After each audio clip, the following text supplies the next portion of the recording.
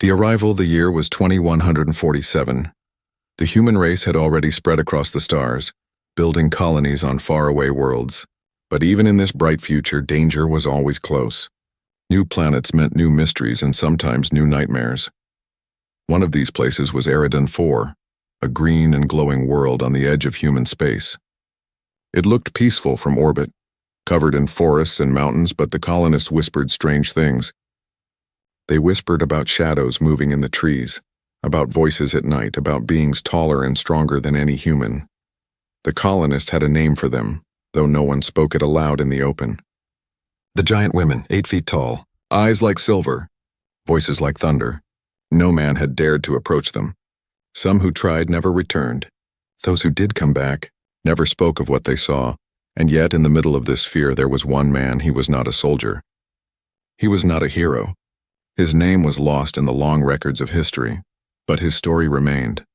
He stepped off the ship when the colony transport landed, breathing the thick alien air, looking around with calm eyes. While the others kept their heads low while they hurried to set up defenses and walls, he simply watched the horizon. There was something in the distance. A feeling, as if the forest itself was alive, as if it was watching him back. The colonists built their homes quickly. They dug trenches. They placed energy fences. They loaded their rifles. Every night they locked their doors and prayed nothing would come from the woods. But even behind steel and light they feared, and every night the man would sit outside looking at the forest. He listened, he waited, and sometimes when the wind carried through the trees he swore he could hear a low voice humming, almost like a song. The others thought he was mad. "Stay away from the forest," they warned. "Don't even look too long. Those things are not like us. They don't think like us. They will crush you without a thought." But he only smiled. "Fear is a cage," he told them once. "If you live inside it, you're already dead." No one argued. They only shook their heads. Weeks passed and the colony struggled. The soil was rich, but the nights were too dangerous. Strange beasts circled the fences. Supplies ran low. Tension grew, and through it all, the colonists still whispered about the women in the woods. Some said they were monsters. Some said they were gods. Some said they were hunters waiting for the right moment to strike. But the man felt none of that. For him, it was different. He was curious. Something inside him wanted to see them with his own eyes. The first sign came one evening. The sun was setting behind the red mountains, throwing long shadows across the camp. The colonists were gathering inside, closing the gates. But the man stayed outside a little longer. That's when he saw it, a shape, tall, silent, standing at the edge of the forest. For a moment, he thought it was a tree. But then it moved, slow, careful, watching. The colonists panicked. Alarms rang. Lights flashed. Guns were raised. But the figure did not step closer. It only stood there, silver eyes glowing faintly in the dark. The man's heart beat faster, but he did not move. He looked back at her because he could see now it was a woman. Taller than any man, shoulders broad, hair falling like a river down her back. She looked at him and him alone. And then she was gone. One blink and the forest swallowed her whole. The camp was in chaos. Some shouted to increase the defenses. Some wanted to leave the planet. But he only sat quietly thinking. The others asked him, "Why didn't you run?" "Why didn't you hide?" He only shrugged. Because she wasn't attacking, she was curious. The others laughed at him. Curious? She will crush you like a bug. But deep inside, he knew the truth. That look in her eyes, it was not hatred. It was something else. Something older, something stranger. That night, he could not sleep. He walked to the edge of the camp, staring at the forest.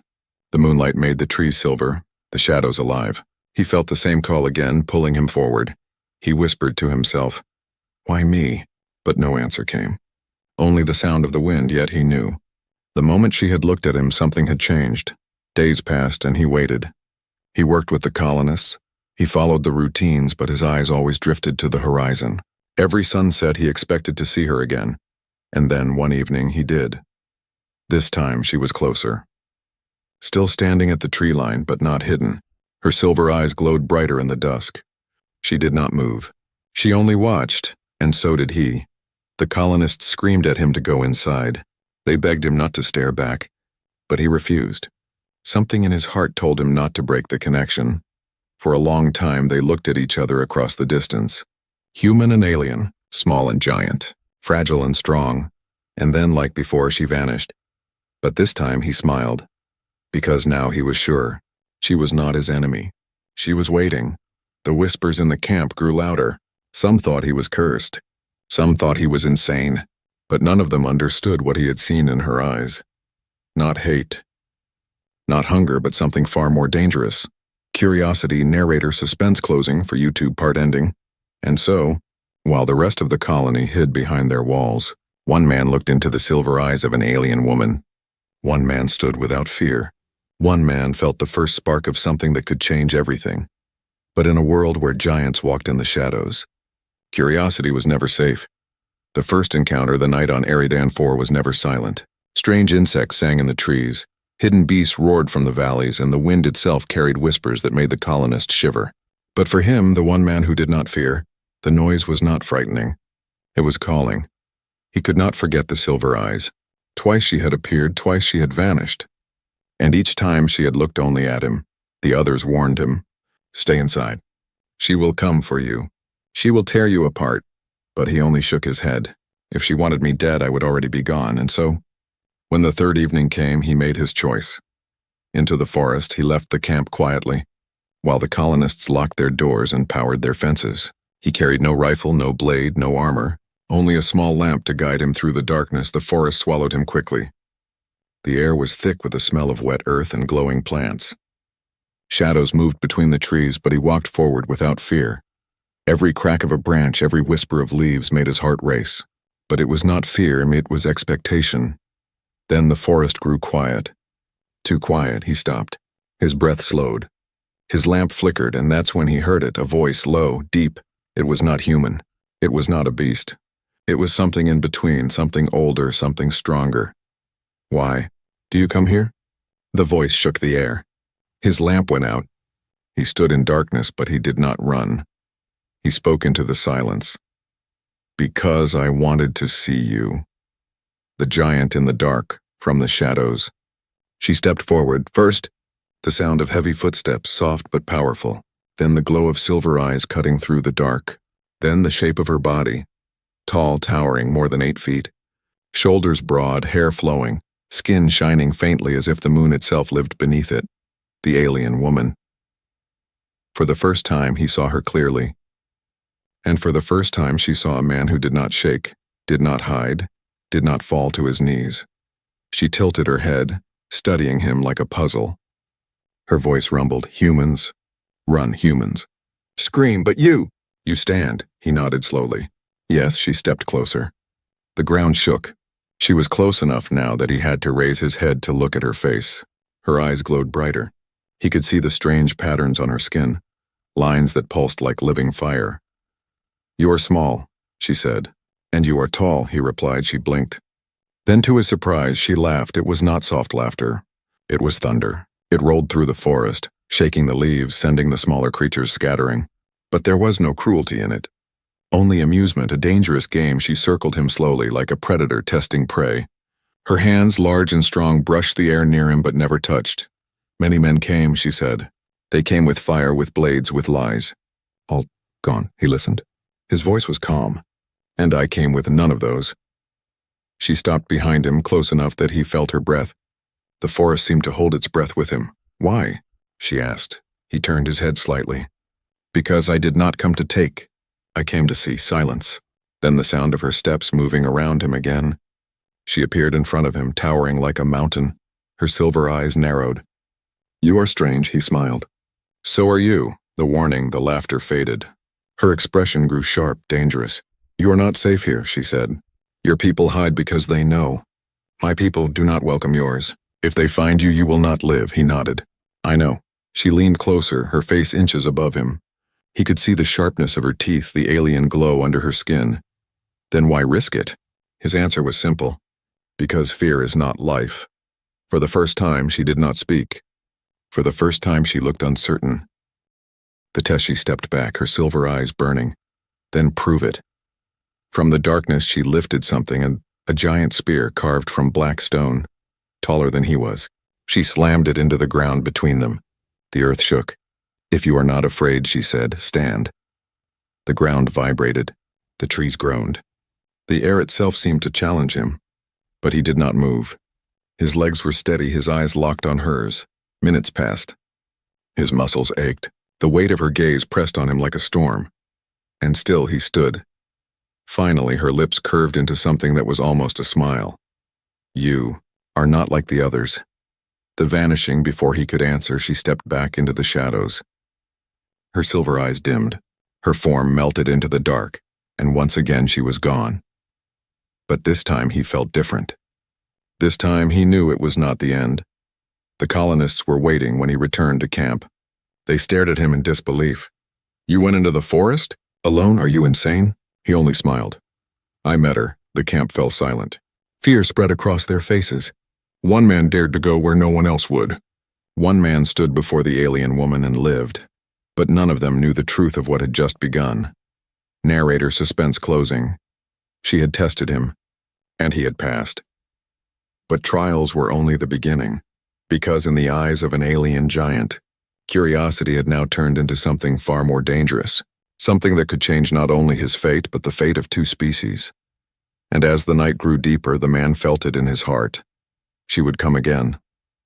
And next time it would not be just to test him, a dangerous curiosity. The camp was restless. After the man's return, whispers spread like fire. Some called him brave. Most called him mad. But no one could deny the truth. He had gone into the forest, faced the alien giant, and lived. The colonists watched him carefully now. Every step he took, every glance he gave toward the trees, they noticed. Some avoided him, fearing he was cursed. Others begged him to stop before it was too late. But he could not stop. Her silver eyes haunted him. Her thunder laugh echoed in his chest. And her warning, "You are not safe here," did not push him away. It pulled him closer. Something inside him whispered, "Go back." The return. The fifth night after their meeting, he walked into the forest again. No weapon. No shield. Only his steady breath and his stubborn heart. The forest seemed alive this time, as if waiting. The glowing plants bent toward him. The ground hummed with hidden energy, and then, as before, the silence fell. She was there. Her tall form stepped out from the shadows, silver eyes burning through the dark. But this time she did not circle him like a predator. She stood still, watching. "You returned," she said, voice low, vibrating the air. "Yes," he replied. "Why?" His answer was calm. "Because I wanted to see you again." Her eyes narrowed. "Curiosity," she said slowly. "A dangerous thing." The question. She stepped closer. The ground trembled under her weight. She was close enough now that he could see faint scars across her arms, marks of battles long past. "You do not run," she said. "You do not beg. You look at me like equal." "Because you are not my enemy," he said softly. Her voice rumbled like distant thunder. "Not yet." Silence fell. The man's heart pounded, but he did not look away. Then she asked something no human had ever heard from her kind. "What are you?" The question was not about his species. It was about him. This strange, fearless man who stepped into her world with nothing but honesty. The touch of danger. She reached out, her hand large enough to crush his skull. Her fingers hovered above his face, trembling slightly. He did not flinch. Finally, her hand brushed his cheek. Her skin was warm, harder than stone, yet alive, pulsing with strange energy. The colonists had always described these women as monsters. But at that moment, he felt something else. Not just power, not just danger, but a spark, and she felt it too. Her hand pulled back quickly, as if burned. Her silver eyes widened. For the first time, she looked unsettled. "This is wrong," she whispered. "You should not be here," he smiled. "And yet here I am." The tribe's shadow, the forest, shifted. She turned her head sharply. For the first time, he saw tension in her body. "They are watching," she said. "Who?" he asked. "My people," she replied. Her voice was sharp now, dangerous. "They do not forgive. They do not ask. They only take. If they see you with me, they will tear you apart." He did not move. "And you? Will you let them?" Her jaw tightened. She did not answer. Instead, she stepped back into the shadows.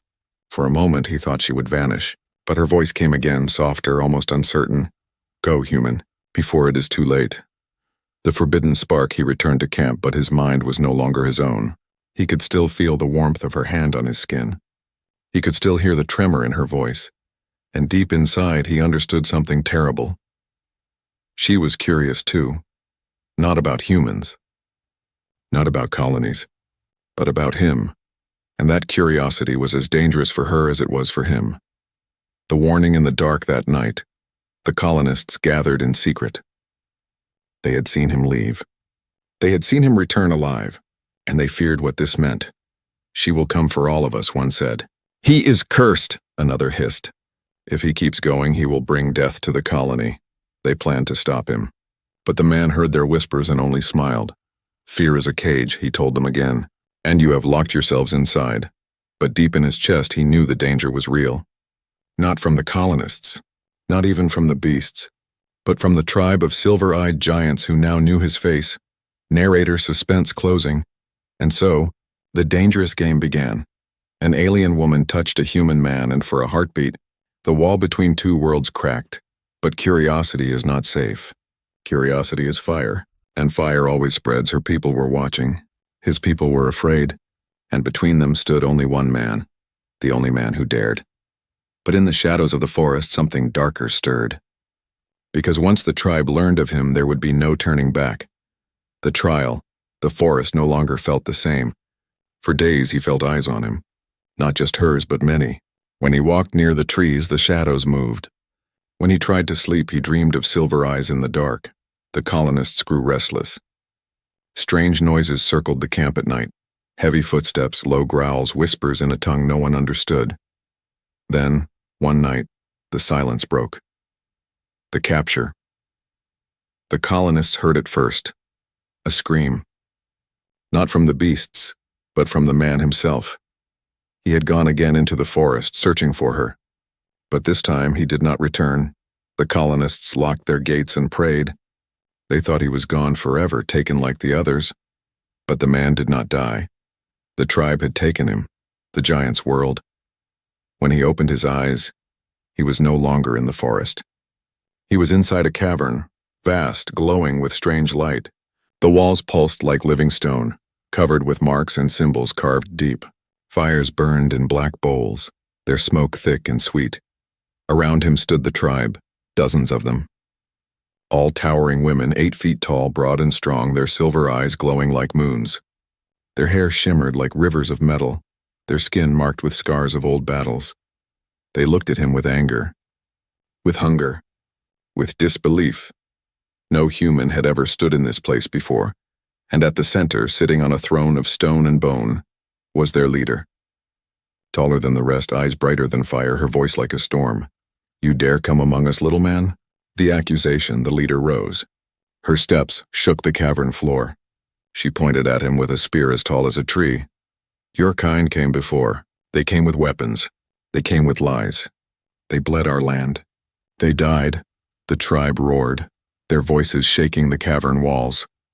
But you, the leader hissed, you walk among us without fear. You touch one of ours. You break what is forbidden. The man stood tall, though his heart pounded. I came not to take, but to see. I came because I was curious. Laughter shook the cavern. Dozens of alien voices, deep and mocking. Curiosity? The leader spat. Then you will face the trial, and if you fail, your bones will feed the earth. The trial begins. They dragged him to the center of the cavern. The firelight burned bright. The tribe formed a circle around him, chanting in a language he could not understand. The leader raised her hand. Silence fell. The trial has 3 parts, she said. Survive, and you may leave. Fail, and you will never rise again. The man nodded once. I accept. The tribe roared again. Trial 1. The beast from a cage of stone. They released it. A creature unlike anything he had ever seen. Its body was thick with muscle, covered in scales that shone like knives. 4 legs, claws like blades, and a mouth filled with rows of teeth. Its roar shook the cavern. The man had no weapon. Only his hands. The beast charged. He dove aside, rolling across the stone floor. The tribe shouted, some laughing, some howling for his death. The beast turned and struck again, claws tearing stone. The man grabbed a burning torch from the ground and thrust it forward. The fire struck the beast's face, and it screamed, stumbling back. The tribe fell silent. No one expected him to fight with nothing but fire and courage. With one final shove, he drove the torch into the beast's open mouth. It shrieked, shook, and collapsed to the ground. The cavern echoed with silence. Then slowly some voices began to murmur. He had survived. Trial 2. The climb. The leader did not look pleased. Her voice cut through the air. Strength is not enough. Now prove will.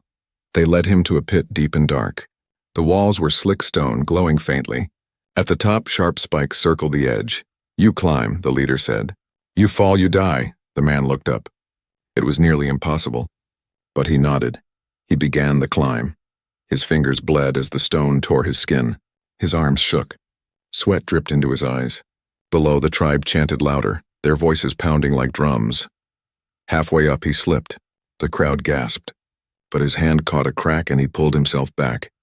Every inch felt like a war. Every breath burned. But he climbed, slowly, painfully, refusing to stop. At last, with bloodied hands, he pulled himself over the sharp spikes and stood at the top.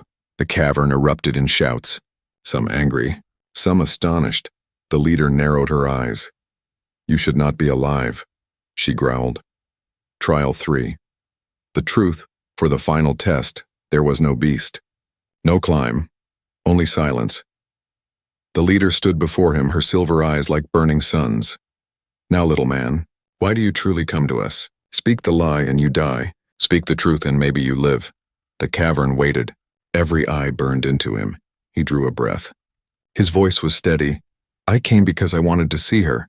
The one who looked at me, not with hate, not with hunger, but with curiosity. I came because she made me feel alive. Gasps spread through the tribe. All eyes turned to her, the one who had first appeared to him standing in the shadows of the crowd. The leader's face darkened. You dare, she whispered. The man stood tall. Yes, I dare, narrator suspense closing. The cavern shook with roars. Some demanded his death. Others shouted in wonder. The leader's spear struck the ground with thunder. The trial is over, she declared. But his fate is not yet decided. And in the shadows, the silver-eyed woman stared at him. For the first time, her hand trembled, because the man had not just survived the trial.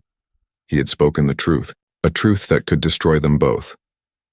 The trial had ended, but the storm had only begun. The man stood in the cavern, his body cut and bruised, blood drying on his hands. He had fought the beast. He had climbed the impossible pit. And worst of all, or perhaps best of all, he had spoken the truth. I came because of her. Those words echoed in every ear. The tribe roared with fury, some calling for his death, some stunned into silence. Never before had a human spoken such words. Never before had one dared to admit desire for one of their kind. The leader's silver eyes burned with rage.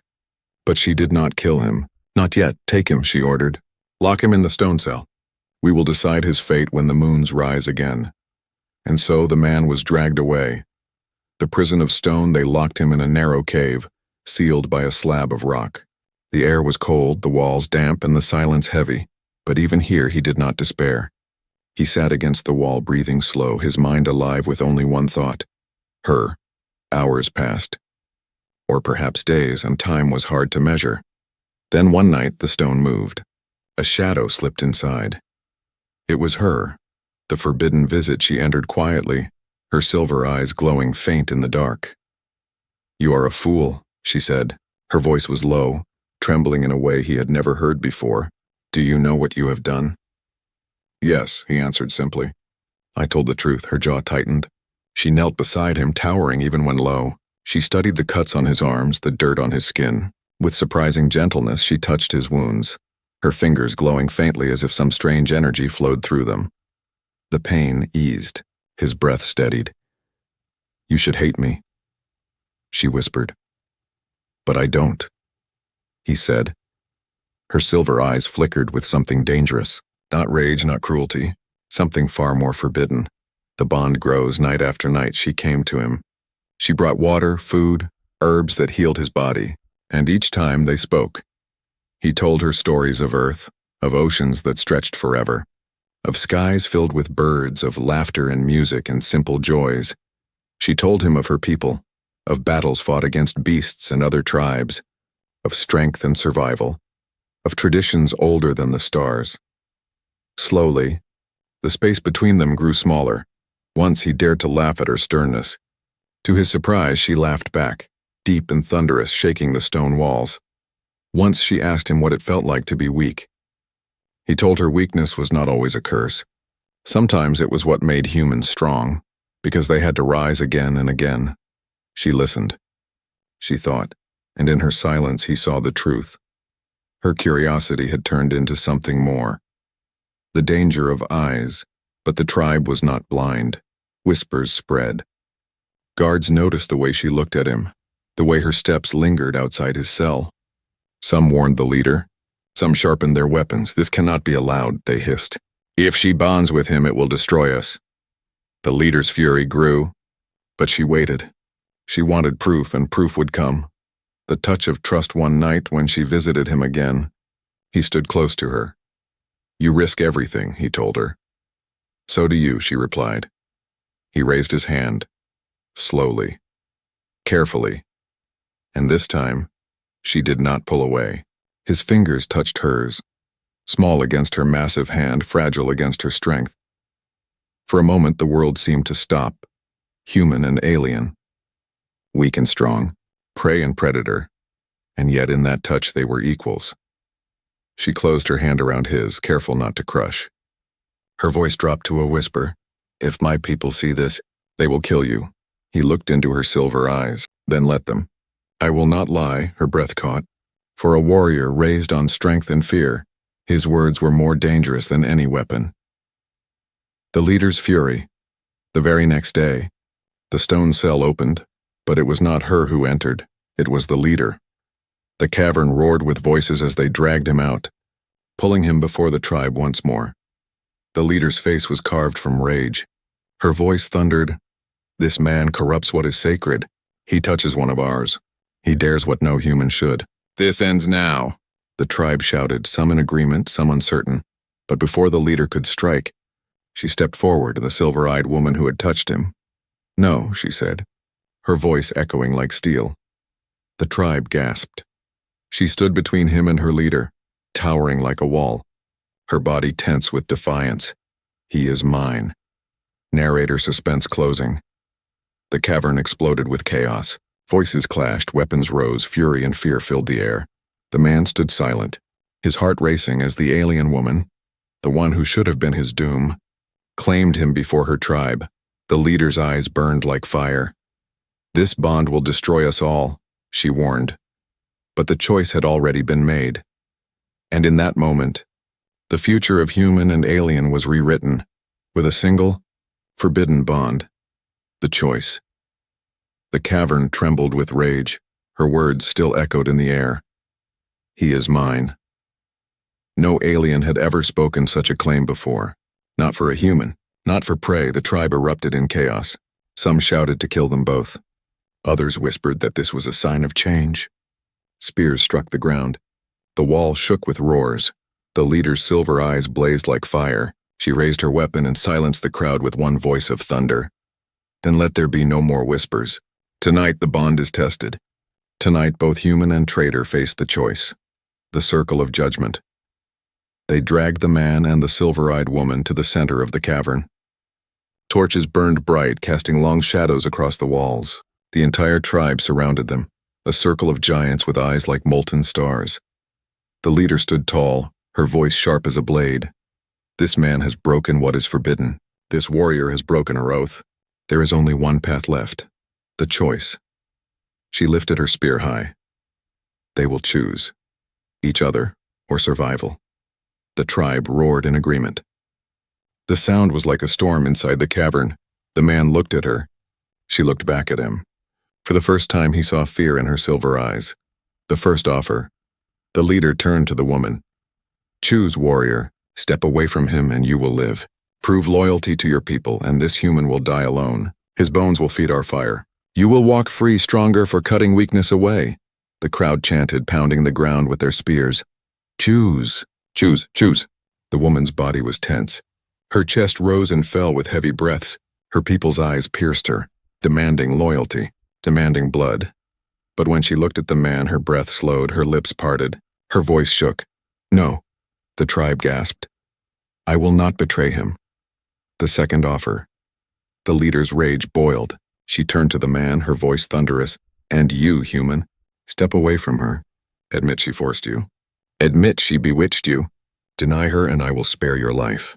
You will walk free, but if you claim her still, you will die beside her. The crowd fell silent, waiting. The man's body was weak, bruised, bleeding. He had every reason to live, every reason to walk away, but his voice was calm, steady. I will not deny her. The cavern erupted in roars. Half the tribe shouted for blood. The other half fell silent, shaken by his courage. The leader's eyes narrowed. Then you have chosen death. The trial of fire. They chained the man and the woman at the center of the cavern. Fires rose higher, filling the air with smoke. The leader raised her spear, her voice shaking the walls. Let fire decide. If the bond is weak, it will burn. If it is strong, let the gods of this world see it. Flames licked the ground around them. The heat burned the man's skin. The woman clenched her jaw, standing firm despite the fire curling at her feet. The tribe watched with hungry eyes. Would they scream? Would they beg? Would they break? But the man did not move. He looked at her. Only her silver eyes locked on his. And in that moment they both knew the fire could not break what had already been forged. The silence of awe minutes passed. The fire rose higher. Smoke filled the cavern. The man's skin blistered. His body trembled. Yet still he did not fall. The woman's voice rose above the flames, a deep roar that shook the stone walls. She pulled against her chains, her strength cracking the rock beneath her feet. With one final cry, the chains snapped. The tribe gasped in shock. No one had ever broken the sacred chains. She tore the man's bonds apart and lifted him into her arms. Her silver eyes burned brighter than the fire. She stood before her tribe, defiant and unbroken. The leader's decision. The leader's face was carved from fury. But in her eyes there was also something else. Doubt. She had seen humans beg. She had seen them scream. She had seen them die, but never had she seen one stand in fire without fear. Never had she seen one who chose death instead of betrayal, and never had she seen one of her own defy the tribe for a human. The leader lowered her spear. The tribe fell silent. This is no longer trial, she said slowly. This is destiny. Narrator suspense closing, the flames died. Smoke curled into the cavern roof. The man, weak but alive, stood beside the alien woman, her hand gripping his tight. The leader's voice echoed one last time. Then let it be known. The bond is made. And with it the future of our people is forever changed. The tribe roared, some with fury, some with awe as the man and the silver-eyed giant stood together. But deep inside, both knew the truth. This was not the end. This was only the beginning of a war. A war born from the choice they had made. The dare. The cavern was still shaking from her words. The bond is made. The tribe stood in silence, split in two, some filled with rage, others struck with awe. Never before had such defiance been seen. Never before had one of their own claimed a human. The leader's eyes burned like fire. She lowered her spear, but her voice was sharp as a blade. This changes everything. The gods of this world will not forgive. The other tribes will not forgive. And if we allow this bond, it may destroy us all. The tribe shouted in agreement. Some raised their weapons. Some cried for blood, but the man stepped forward, his body weak, his skin burned, yet his voice steady. Then let them come. I am not afraid. The gathering storm word spread fast. Other clans of the giants heard of the human who defied fire and death, the human who stood with one of their warriors. They came from the mountains, from the rivers, from the endless plains. Soon the cavern was filled not with one tribe, but with many. Hundreds of towering figures, eyes glowing silver, voices booming like storms. The leader raised her arms to silence them. This human dares to stand among us. This warrior dares to claim him. If we allow it, our laws mean nothing. If we kill him, her defiance may break us apart. There is only one path left, the dare. The crowd roared. The dare. The dare declared. The dare was the final trial, spoken of in whispers. A test that no outsider had ever faced. If he survived, he would not just live, he would be recognized as equal. If he failed, his body would be left for the beasts, and his name forgotten. The leader's voice shook the stone walls. Before the eyes of every tribe, this man will prove if he is worthy. He will face the beast of the abyss alone. The cavern erupted with thunderous voices. The beast of the abyss, a monster even the giants feared. The woman's silver eyes widened. No, he cannot. But the man placed his hand on hers, steady and calm. I dared to stand before you. I dared to face fire. I will dare this too. The abyss opens, the ground split with a sound like thunder. Chains rattled, stone crumbled, and from the darkness below rose a creature beyond nightmares, the beast of the abyss. It was taller than the giants themselves, with skin black as obsidian, wings torn and jagged, claws long enough to split stone. Its eyes glowed red, and its roar shook the cavern like an earthquake. Even the giants stepped back, but the man did not. He walked forward, small against the monster, fragile against its shadow. Yet his eyes burned with the same fire that had carried him this far. The battle. The beast lunged, claws tearing through stone. The man dove aside, rolling across the ground. The tribe roared, some in fear, some in excitement. Again the beast struck, jaws snapping like thunder. The man grabbed a shard of broken stone sharp as glass and slashed at its face. The cut was small, but the beast howled in rage. The woman shouted from the circle, her voice desperate. "Fight with your heart, not just your hands." The man understood. He could not match its strength. He could not match its size, but he could outlast it. He could outthink it. He ran, dodging blow after blow, forcing the beast to waste its fury. Each time it struck the ground, stone shattered. Each time it missed, its rage grew. Finally, as it roared and lunged one last time, he leapt aside. The beast's head slammed into the cavern wall, cracking stone. With all his strength, the man drove the shard into its eye. The beast screamed, shaking the earth, thrashing wildly. Then, with a final roar, it collapsed. The cavern fell silent. The dare fulfilled. The man stood, chest heaving, blood dripping from his hands. The beast lay dead at his feet. The giant stared in silence. Hundreds of silver eyes locked on him. And then slowly the leader lowered her spear. "The dare is fulfilled," she declared. Her voice trembled with something strange. "Respect. This human has faced fire. He has faced chains. He has faced the abyss, and he has not broken. By law, he is one of us." The tribe roared, their voices shaking the stars. The bond sealed. The woman stepped forward, her silver eyes burning with pride. She lifted him into her arms, holding him high before the tribe. "He is not prey. He is not weak. He is mine, and I am his." The cavern thundered with shouts, some furious, some in awe, some whispering of war. The leader's voice rose one final time. "Then let it be known, the human dared what none have dared, and because of him, the world has changed." Narrator suspense closing, the fire burned low. The crowd's roars echoed across the mountains, and in that moment one truth was clear. In a galaxy ruled by fear and strength, one human had stood without bowing. One human had dared to face giants, dared to claim love, dared to change destiny.